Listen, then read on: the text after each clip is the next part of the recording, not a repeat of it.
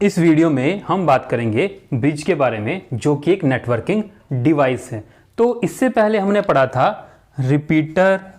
ठीक है, रिपीटर में क्या होता था कि आपके पास जो लैन था, ठीक है, हमने इससे पहले लैन में पढ़ा था इथरनेट हो सकता है, लैन टोकन रिंग हो सकता है, लैन टोकन बस हो सकता है, लैन FDDI हो सकता है। तो रिपीटर में क्या होता था, सेम टाइप के लैन होने चाहिए थे। अगर यहाँ पर ईथरनेट है तो इधर भी ईथरनेट ही होना चाहिए। अगर यहाँ टोकन बस लैन है तो इधर भी टोकन बस लैन होना चाहिए। ठीक है, लेकिन ब्रिज में ऐसा नहीं है।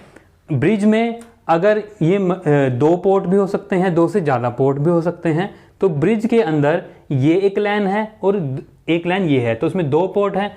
तो ये लैन आपका ईथर नेट हो सकता है और ये लैन आपका टोकन बस, टोकन रिंग या फिर FDDI, या दोनों ही सेम टाइप के इथरनेट या टोकन बस, टोकन सेम भी हो सकते हैं और डिफरेंट भी हो सकते हैं लैन ब्रिज के केस में। ठीक है, तो ये जो हमने पढ़ा था, जो डिवाइसेस होती हैं उसके अंदर OSI मॉडल की लेयर्स होती हैं, physical layer, data link layer, network layer, transport layer, presentation session और एप्लीकेशन लेयर। और रिपीटर जो काम करता था वो फिजिकल लेयर पर काम करता था। ठीक है बात, लेकिन ये जो ब्रिज है ये आपका फिजिकल लेयर और डेटा लिंक लेयर दोनों भी काम कर सकता है। तो डेटा लिंक लेयर जो आपकी है वो किसी भी डिवाइस ने अगर मैसेज भेजा है उसके मैक एड्रेस को रीड कर सकता है। ठीक है बात, तो जो ये डेटा लिंक लेयर है वो डिवाइस ने अगर मैसेज भेजा है उस मैसेज के अंदर जो मैक एड्रेस है डिवाइस का उसको रीड कर सकता है। तो bridge DDL data link layer पे काम करता है, तो इसका मतलब ब्रिज भी डिवाइस के मैक एड्रेस को रीड कर सकता है। ठीक है, तो ब्रिज के अंदर एक टेबल बनता है। ठीक है, टेबल में क्या होता है, मान लो ये लैन है, लैन 1। ठीक है, ये यहाँ पर डिवाइसेस हैं, ये डिवाइसेस के क्या हैं, मैक एड्रेस, ये ABCDEFGH, ये आपके पास डिवाइसेस हैं और ये डिवाइसेस के मैक एड्रेस हैं। ठीक है, तो ब्रिज क्या करता है, ब्रिज एक टेबल क्रिएट करता है। ये क्रिएट करता है कि यहाँ पर एक पोर्ट है A, तो पोर्ट A पर मतलब कि एक पोर्ट के ऊपर जितनी भी डिवाइसेस हैं उनका पोर्ट नंबर और साथ में उनका मैक एड्रेस लिख लेता है। तो ये पोर्ट A है, ये पोर्ट B है। पोर्ट A पर ये 4 डिवाइसेस कनेक्ट हैं, तो पोर्ट A पर मैक एड्रेस 1, तो पोर्ट A पर ये 4 डिवाइस का मैक एड्रेस आ गया। पोर्ट B पर भी 4 डिवाइसेस हैं, तो पोर्ट B पर इन चारों का मैक एड्रेस आ जाएगा। ठीक है बात, तो ये जो टेबल है, ठीक है, इस टेबल को बनाने का तरीका क्या है, ब्रिज आपका स्टैटिक हो सकता है, डायनेमिक हो सकता है। स्टैटिक का मतलब क्या है, अगर ये स्टैटिक है तो जो नेटवर्क एडमिनिस्ट्रेटर है वो इस टेबल को मैन्युअली अपने हाथ से फिल करेगा, मैक एड्रेस और पोर्ट नंबर को इस टेबल के अंदर, अगर ब्रिज है स्टैटिक। अगर ब्रिज है डायनेमिक या फिर ट्रांसपेरेंट या फिर लर्निंग, इसको कुछ भी कह सकते हैं, डायनेमिक, ट्रांसपेरेंट या लर्निंग, तो इस केस में क्या है कि ब्रिज जब ऑन होगा तो ब्रिज रीड कर लेगा कि इसके पोर्ट में कौन कौन सी डिवाइसेस कनेक्ट हैं और जिस पोर्ट पे जो डिवाइस कनेक्ट है उसके मैक एड्रेस को अपने आप इस टेबल में फिल कर देगा। तो ये होता है डायनेमिक, ट्रांसपेरेंट या लर्निंग। ठीक है, स्टैटिक में खुद मैन्युअली करना पड़ेगा। डायनेमिक में जैसे ही ब्रिज ऑन होगा तो ये देखेगा मेरे किस पोर्ट पे कौन कौन सी डिवाइसेस कनेक्ट हैं, उनके मैक एड्रेस को लिख लेगा और दूसरे पोर्ट पे जो डिवाइस है उनके मैक एड्रेस लिख लेगा।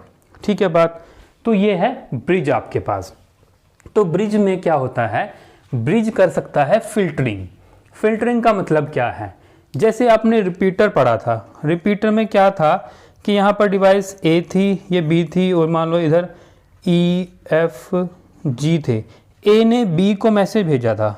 ठीक है, तो क्या होता, ये इसके सेम साइड पर है और B, A ने B को मैसेज भेजा, B ने पढ़ लिया, लेकिन ये रिपीटर इस मैसेज को यहीं पर नहीं रोक पाता था, ये इसको इधर भी फॉरवर्ड कर देता था।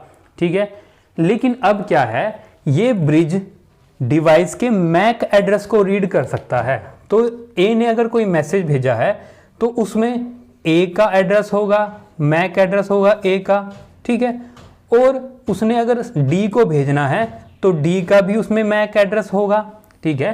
तो जब मैसेज जाएगा यहाँ पर, तो जो ये सेम साइड पर लैन है, ए ने मैसेज भेजा, तो जो सेम साइड पर लैन है, ए भी उसको पढ़ सकता है, बी भी पढ़ सकता है, डी भी पढ़ सकता है। लेकिन अगर ये डिवाइस देखेंगी कि ये जो डेस्टिनेशन, एक तो सोर्स होता है भेजने वाला, दूसरा होता है डेस्टिनेशन जिसको मैसेज भेजा गया, ठीक है।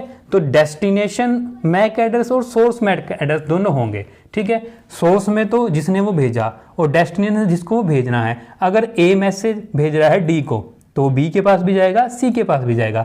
बी देखेगा कि डेस्टिनेशन मैक एड्रेस किसका है, ये तो डी का है, बी का नहीं है, तो बी इसको रीड नहीं करेगा। इसी तरह सी भी कहेगा कि ये भी मेरा मैक एड्रेस नहीं है, तो ये भी इसको रीड नहीं करेगा। फिर डी कहेगा भी ये मेरा मैक एड्रेस है, तो ये इस मैसेज को पढ़ लेगा। और अब ये सेम मैसेज इस ब्रिज के पास भी जाएगा। तो ब्रिज क्या करेगा, ब्रिज चेक करेगा मैसेज के अंदर क्या है, मैक एड्रेस, मैक एड्रेस है, तो ब्रिज चेक करेगा कि इस मैक एड्रेस के साथ पोर्ट नंबर कौन सा है।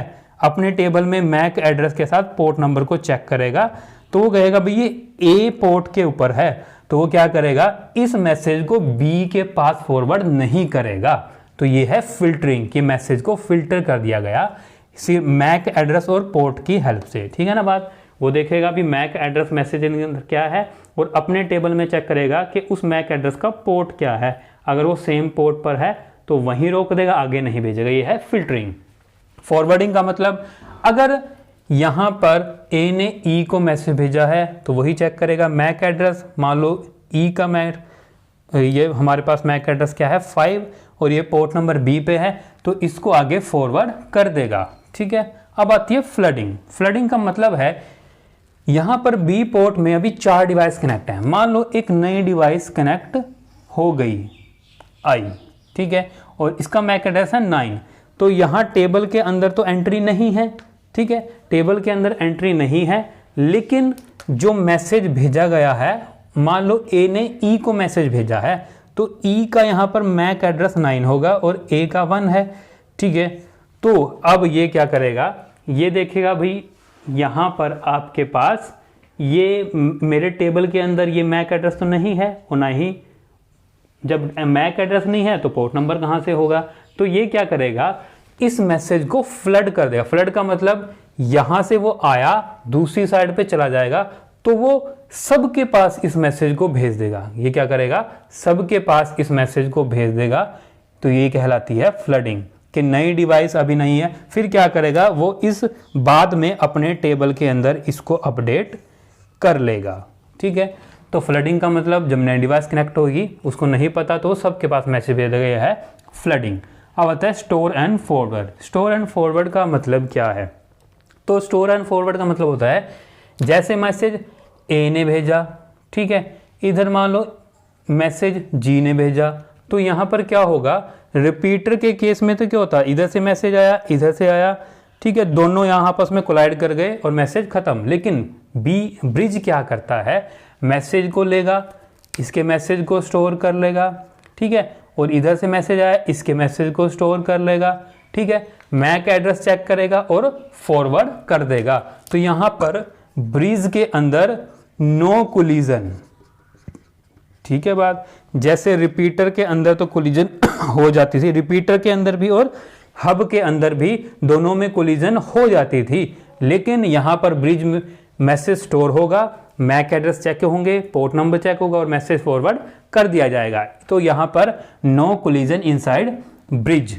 और अब यहाँ पर लिखा है कोलिजन डोमेन इज रिड्यूस्ड। इसका क्या मतलब है, इसका मतलब है पहले रिपीटर और हब के केस में क्या था कि मैसेज ए ने भेजा, ठीक है, वो इधर भी चला गया, इसने भेजा वो इधर भी चला गया, मतलब किसी का मैसेज, इस लाइन का मैसेज इस लाइन के साथ भी कोलाइड कर सकता था, इस लाइन का मैसेज इस लाइन के साथ भी कोलाइड कर सकता था। लेकिन अब क्या होगा, मान लो ए ने भेजा मैसेज और डी ने भेजा मैसेज, अब ये सेम साइड पे तो आपस में कोलाइड कर सकते हैं, लेकिन ये क्या करते था, इस मैसेज को फिल्टर। तो ये इसका मैसेज इधर नहीं जा पा रहा, इसका मैसेज इधर नहीं जा पाएगा। मतलब अगर आई ने ई को भेजा है तो वो इधर नहीं जाएगा। ए ने डी को भेजा और डी ने ए को भेजा है, या किसी ने किसी को भेजा, मतलब सेम साइड पर मैसेज भेजा, वो दूसरी साइड पर नहीं जाएगा।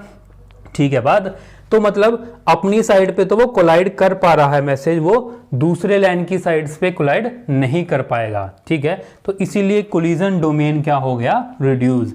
कोलिजन तो अभी भी पॉसिबल है, क्यों? क्योंकि मान लो सेम साइड पर दो डिवाइस मैसेज भेज रही हैं, वो तो कोलाइड हो सकता है, लेकिन एक लाइन का मैसेज दूसरे लाइन के साथ कोलाइड नहीं होगा, इसलिए यहां पर ये कोलिजन डोमेन क्या हो गया, रिड्यूस। ठीक है, तो ये आपके पास डिवाइस है ब्रिज, इसके पॉइंट्स को आप नोट डाउन कर लें। ठीक है, ये आपके सिलेबस में तो नहीं है, लेकिन ये भी इंपॉर्टेंट है, नेटवर्किंग डिवाइस है, तो इसलिए इंपॉर्टेंट है कराना एग्जाम पॉइंट ऑफ व्यू से, में भी एग्जाम में आ सकता है और नहीं। तो अगर वीडियो अच्छी लगी है, पसंद आई, तो प्लीज़ चैनल को सब्सक्राइब करें, वीडियो को लाइक करें, बेल आइकन को दबाएं। धन्यवाद।